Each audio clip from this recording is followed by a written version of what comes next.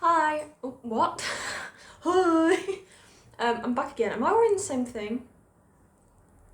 It's not the same day if I am wearing the same thing. It's a week later. And I've finished watching Love is Blind, so I wanted to kind of go through...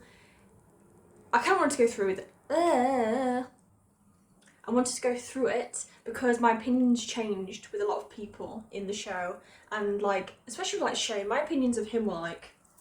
So, let's just go in with it. And I want to start again, I think I started with them last time, Shake and Deep Tea. And oh my god! Okay, I'm just gonna... I don't want to beat around the bush. They obviously didn't work out. And the issue being that Shake wasn't as physically attracted to her as he thought he would be. Which, to be honest, I know I've seen online loads of people are hating him and things like that, but I feel like he was trying to be as honest as he could be without hurting her feelings. And he was trying to focus on the fact that, yes, she's an amazing woman. Like, he was focusing on the other pillars, as he kept saying, which I can't remember what they were. I think it was like how emotionally they got on and everything like that. The only one where he wasn't feeling good was the physical attractiveness. Which, again, yes, it can grow, but it's tricky. If there's something about someone that you just don't find attractive, it's quite hard to get past that. Unless it's something that can be easily changed, like I don't know, maybe someone behaves a certain way and then they stop behaving that way and you're like, oh, I don't see you as like an idiot anymore. But yeah, so he had issues with that, and eventually, like a couple of days I feel like it was before the wedding, he does basically admit it to her, and I think it's good that he was honest and did say that. I was really worried that she was like, yeah, that she was way too head over heels. So I'm so glad that when they actually got onto the altar and everything, she said no. I think that was the best way it could have gone, because I think he was forcing himself into it. He was like, oh, I don't have to find her attractive, I can still love her. And I think he was so worried, and so he didn't want to... I don't think he would have said no. If she'd said yes, I think he would have said yes. I don't think he had it in him to do that to her, which would have been a very bad decision because he obviously was not attracted to her. So the fact that she said no was such a good... I think it couldn't have gone better, in my opinion, because she got to leave with her dignity and choosing herself, and she got to feel good about that, and I thought that was so important. And he also got to realise how much he didn't want to get with her, because like he seems so relieved, and I know it's a bit bad, and I know like he's like, oh, we're gonna have a party, but... And some people sagging that off, saying that like, oh, he's like, oh, we're gonna have a party, and that was really insensitive. But to be honest, I think it's a good thing, because it's like, you know what, they still love each other. Everybody should have a party together to just celebrate the love. Maybe it's not gone exactly how they wanted to, but I don't know. I hope they've stayed in contact, because I think they'd be great friends. Like, they get on so well, it's just that physical connection was not there.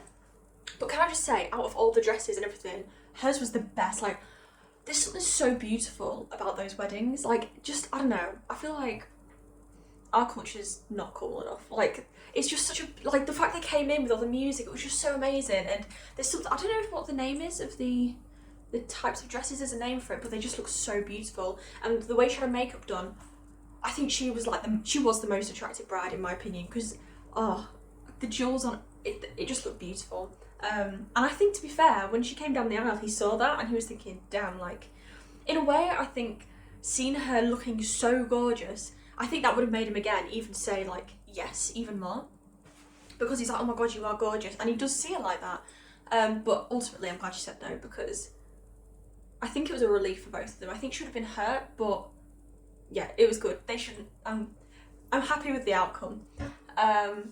Next couple... Who's next? Who should I talk about? Oh, Salvador and Mallory. That was a weird one. Like, she was not attracted to him, like, at all. And she was, like, trying to get all cozy with Jarrett and whatnot. Doing that whole, like... You know when she was talking about the whole, like, oh, I like gold jewellery. You would have got me a gold ring. Salvador didn't. And I just thought that was a bit like... I mean, it's one conversation. But weirdly, when eventually, thank God, Jarrett was like, look, I'm with Ayana. It is what it is now.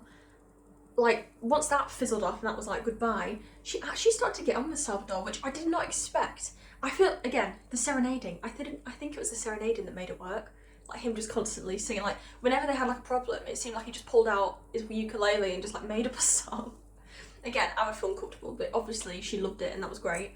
And then, wasn't he with his like flatmate? And they both sang to her? in a different language, bear in mind, so they could have been saying anything. But yeah, so they kind of like grew a bit and blossomed a bit. But then right at the end, at the altar, he said no, and I think she was genuinely going to say yes. Oh, I thought it was really sad that her parents weren't there though. When she had to walk down the aisle on her own, I hate seeing that. I don't know, it just makes me sad. Like, you at least want someone, even if it's not like the father, you want someone, because I don't know, it just feels strange having to just like walk and lift your dress. I don't know. But yeah, he said no, and I was like, wow. But I think because she wasn't 100% all the way. Not that you should be. It's not like that.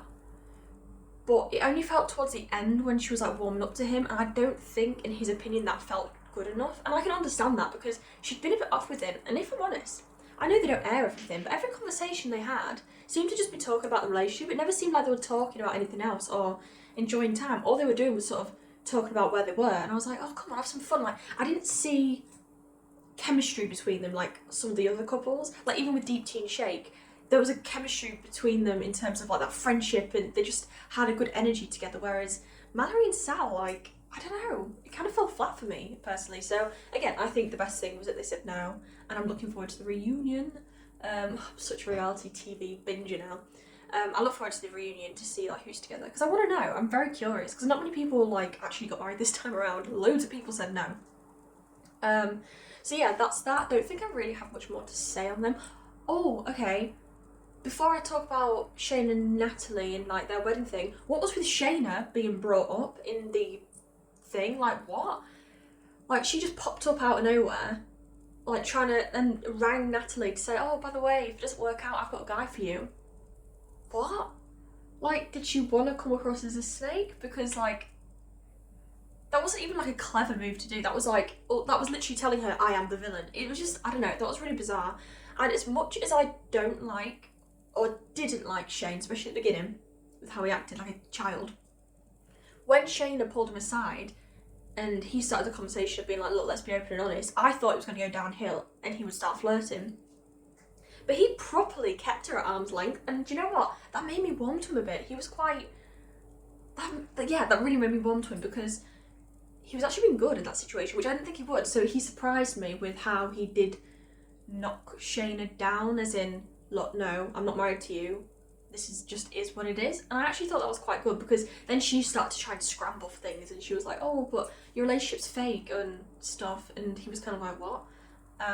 So I thought that was good, actually, and it did make me warm to him. And I did start to really like him, because we then found out about his dad passing like a couple of months ago, and the fact he was unsure whether to go into the experiment because he didn't want to leave his mum on her own. And do you know what? Hearing those things made me think, okay, your headspace in at the minute. Your dad's died 2 months ago. Like, you've got to cut him some slack with some things.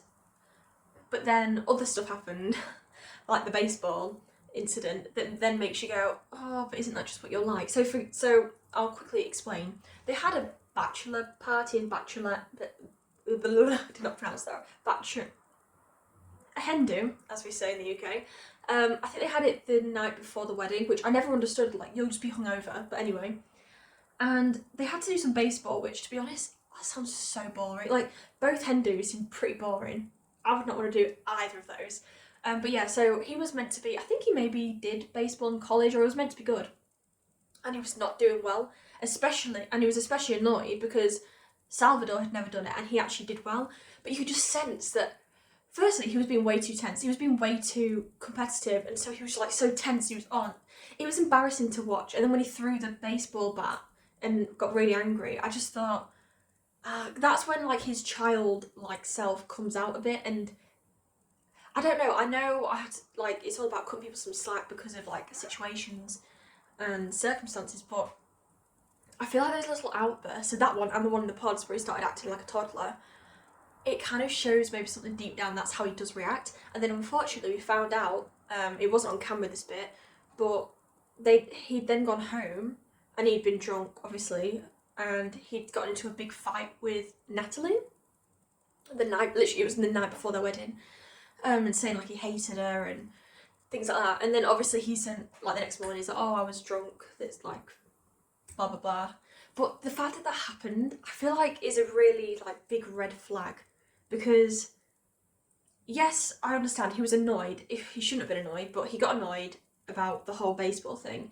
he carried that, and rather than just dealing with it on his own or letting her help him deal with it, he actually let it out on her, which I think was really, that's just, I don't know, that's not what you want, especially with this situation of the fact they do know each other, but they've barely been together for a long amount of time. So the fact for that those kind of things to happen early on, it kind of makes you be like, oh my god, like, I don't know, it just makes me uncomfortable. And I generally think, I read a comment on a video somewhere saying that they think that Natalie's dad did the best thing for her right before she was about to walk down the aisle by giving her that hug and saying, like, I think he said, oh, by the way, love her dad, most smiley man ever, when he hugged her and said, like, being your dad is the best accomplishment I've ever had, or something like that. And it was so beautiful, and I feel like that moment, like this person stated in the comments, was an ultimate moment of feeling secure and safe and loved and happy in her father's like embrace and just presence,